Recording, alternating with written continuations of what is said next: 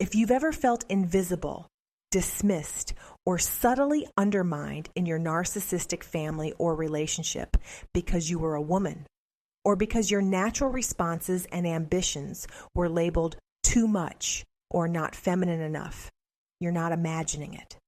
Maybe you were told you were being hysterical when you had legitimate concerns, or that your career goals were selfish because women should prioritize family. Maybe your emotions were dismissed as just hormones, while everyone else's feelings were treated as valid. You might have heard phrases like, "that's not ladylike," or "women are naturally more emotional," used to shut you down whenever you stood up for yourself.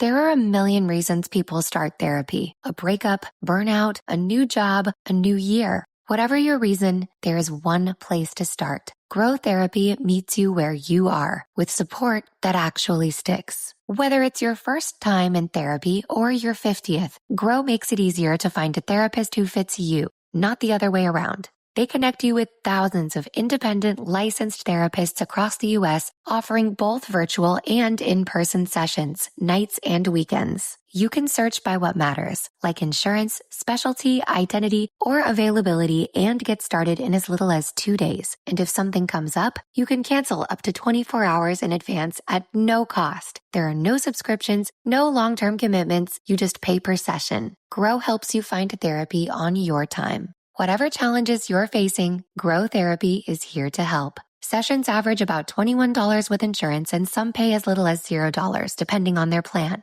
Grow accepts over 100 insurance plans, including Medicaid in some states. Visit growtherapy.com/start now today to get started. That's growtherapy.com/start now. growtherapy.com/start now. Availability and coverage vary by state and insurance plan. Here's how to stay alive longer so you can enjoy Boost Mobile's unlimited plan with a price that never goes up. Do not mistake a wasp nest for a piñata. Stay alive and switch now at Boost Mobile. After 30 gigs, customers may experience slower speeds. Customers will pay $25 a month as long as they remain active on the Boost Mobile Unlimited plan. The longer you stay alive, the longer you can enjoy Boost Mobile's unlimited plan with a price that never goes up. So here are some tips. Do not parallel park on a cliff if you want to enjoy an unlimited plan with a price that never goes up. Do not mistake a wasp nest for a piñata if you want to enjoy an unlimited plan with a price that never goes up. Do not microwave a hard-boiled egg if you want to enjoy an unlimited plan with the price that never goes up. Stay alive and enjoy unlimited wireless for $25 a month forever with Boost Mobile. After 30 gigs, customers may experience slower speeds. Customers will pay $25 a month as long as they remain active on the Boost Mobile Unlimited plan. Welcome back to the Narcissistic Abuse Recovery Podcast. I'm Lynn, your host. Today we're talking about what I call sanitized misogyny, sexism repackaged as traditional values or biological facts that narcissistic family members and partners use to justify controlling and scapegoating women. This isn't your garden variety obvious sexism. It's much more insidious because it hides behind respectability. Instead of saying women are inferior, they say women are naturally better at nurturing, while simultaneously using that to trap you in endless caretaking roles. Instead of outright dismissing your intelligence, they'll say you're too analytical for a woman, or that you should trust your feminine intuition instead of your logical mind.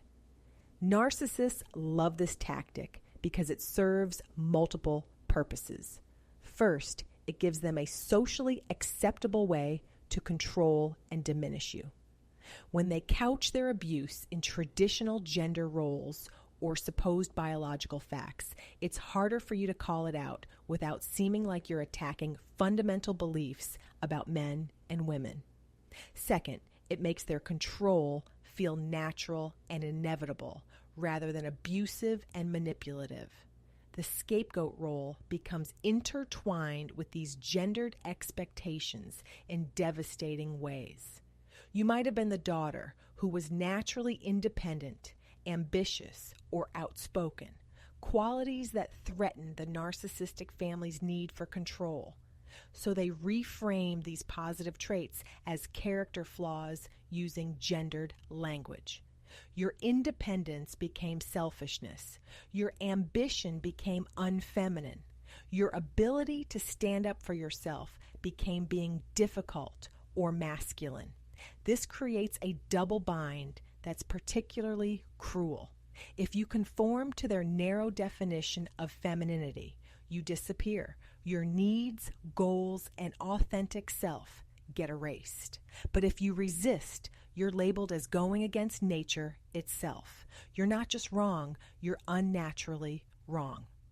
You might have experienced this through dismissive comments about your emotions. When you were upset about legitimate mistreatment, they called you too sensitive or said you were making a big deal out of nothing.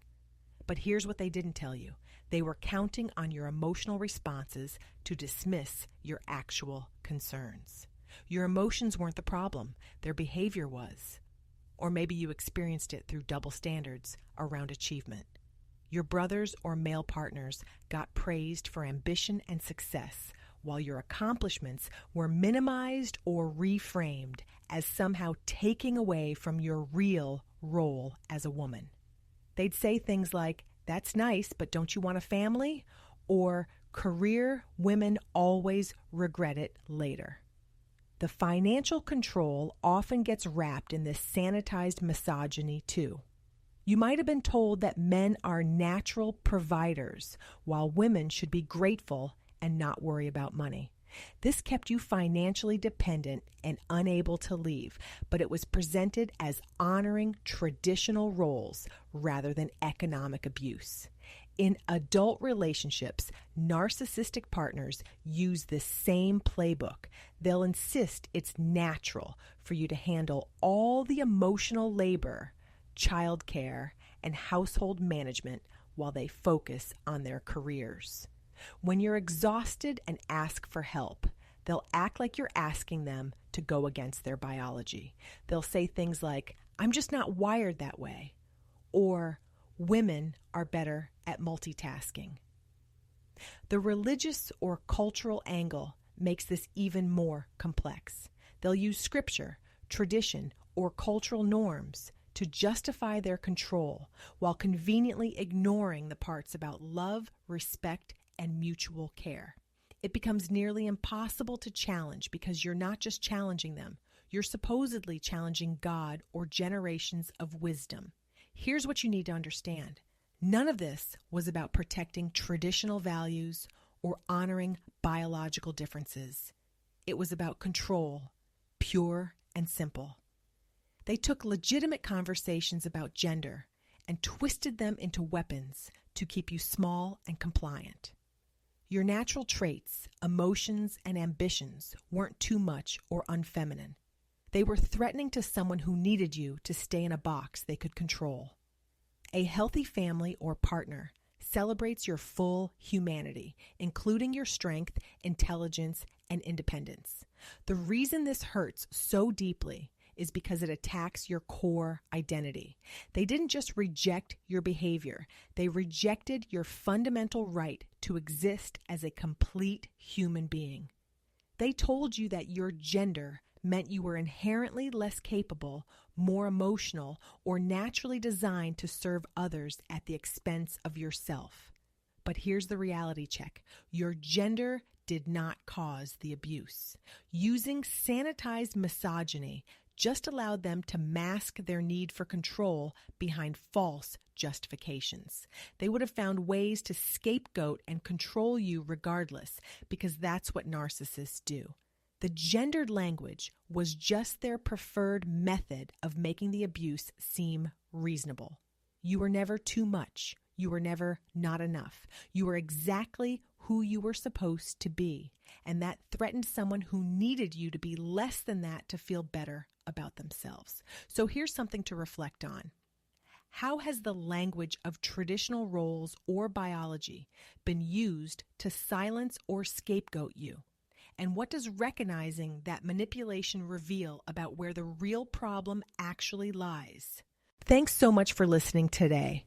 If scapegoating has been part of your story, know that you're not alone in this, and healing is absolutely possible.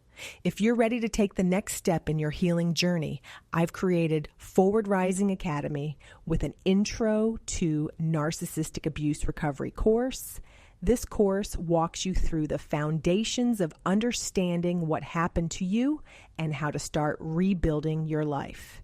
You can find that along with other resources at waketheelephant.gumroad.com. And for additional resources, head over to our website at movingforwardafterabuse.com. This is Lynn, and this has been another episode of the Narcissistic Abuse Recovery Podcast. I'll see you in the next one. This podcast is for educational and informational purposes only. The content shared is not a substitute for professional mental health advice, diagnosis, or treatment. If you are experiencing a mental health crisis, please seek help from a qualified professional or contact a local crisis hotline. Having the right people in your corner for life's biggest milestones makes all the difference. Like a friend who's there when you're house hunting or checking out a new ride, State Farm is there too, helping you choose the coverage you need. With a State Farm agent, you know someone is there to help you along the way. And with so many coverage options, it's nice knowing you have help choosing a plan that fits your needs, so you can continue celebrating all of life's milestones. Like a good neighbor, State Farm is there.